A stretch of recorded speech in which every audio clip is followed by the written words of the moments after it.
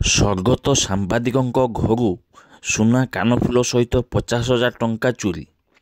ସ୍ୱର୍ଗତ ସାମ୍ବାଦିକଙ୍କ ଘରୁ ସୁନା କାନଫୁଲ ସହିତ 50,000 ଟଙ୍କା ଚୋରି।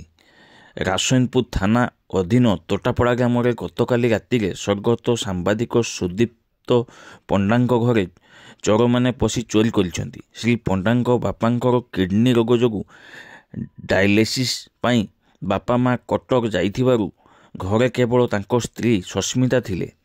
ତାଙ୍କ ଛୋଟ ଝିଅ ଜିଦ୍ କରିବାରୁ ସସ୍ମିତା ଘର ପାଖରେ ହେଉଥିବା ଯାତ୍ରା ଦେଖାଇବାକୁ ପିଲାକୁ ସେଠାରେ ଛାଡ଼ିଦେବାକୁ ଯାଇଥିଲେ। ରାତି ପ୍ରାୟ 10ଟା ସମୟରେ ଚୋରମାନେ ପ୍ରଥମେ ଗେଟ୍ ଚାବି ଭାଙ୍ଗି ଭିତରକୁ ଯାଇ ଘରର କବାଟ ଚାବି ଭାଙ୍ଗିଛନ୍ତି। ପରେ ଗଡ୍ରେଜ୍ ଭାଙ୍ଗି ନଗଦ 50,000 ଟଙ୍କା ଓ ସୁନା କାନଫୁଲ ଚୋରେଇ ନେଇଛନ୍ତି।